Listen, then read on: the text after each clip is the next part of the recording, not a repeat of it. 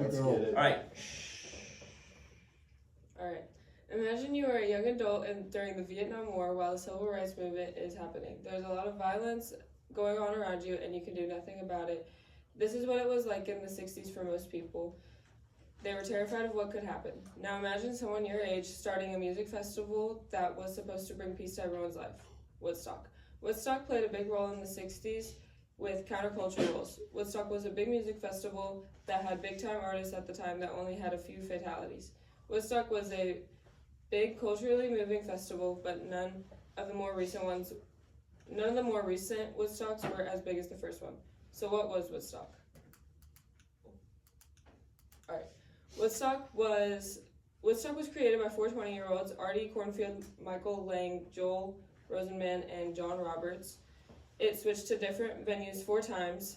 Mike Evans, the co-editor of Woodstock, 3 days that rocked the world. It says the venue for the festival changed not once, not twice, but 4 times.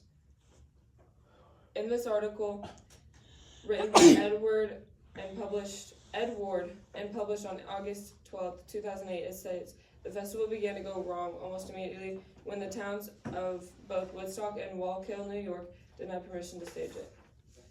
It was held in Bethel, New York on August 15th through the 18th of 1969.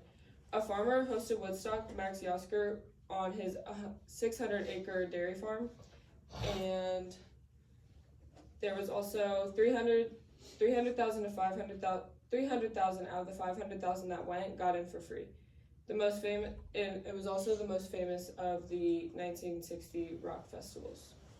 It states on the Woodstock website that Woodstock is known as one of the greatest happenings of all time and perhaps the most pivotal moments in music history, but Woodstock couldn't have happened without the artists.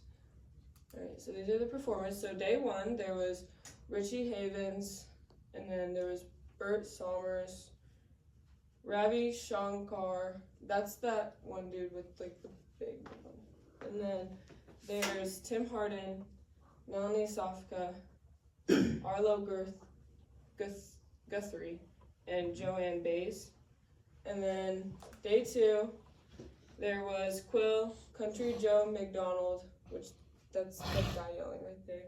And then Santana, John B. Sebastian, Keith Hartley Band, The Incredible String Band, Canned Heat, which is obviously that one, and then Mountain, and then The Grateful Dead, and Creedence Clearwater.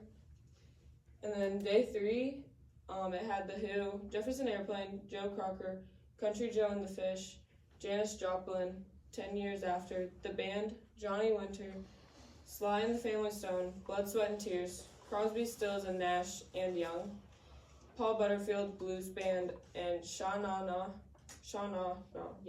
Jimi Hendrix. Alright, and Jimi Hendrix. All of these artists played for peace, but while at Woodstock, some things happened that's never really happened before at any other music festival, which was a bit different. So, first, sometimes there is bad weather and traffic, but there was also a food shortage and lack of facilities because they didn't expect that many people to come. So they were like, it was a lot of just like having to pee outside and not having enough like bathrooms or anything like that for everyone. And then there was 2 childbirths, 3 deaths, 2 drug overdoses, and 1 was ran over by a tractor that was like fielding a nearby field that they were sleeping in the field and then they got ran over by the tractor. And then there was also possible mass electrification happening due to the main wire that was like connecting like all the electrical stuff together. And then they had drugs there. They had acid, marijuana, and it was a lot.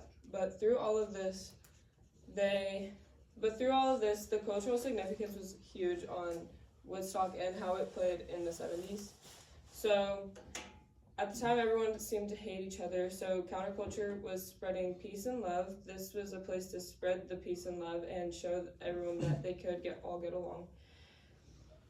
Music brought them all together and proved how powerful music is.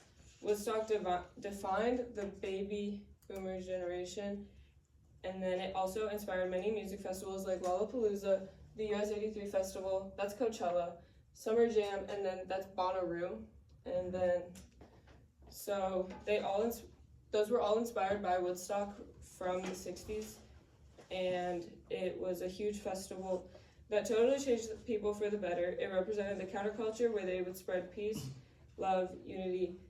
Years after, people have tried to do more Woodstocks, but nothing has compared to the original Woodstock.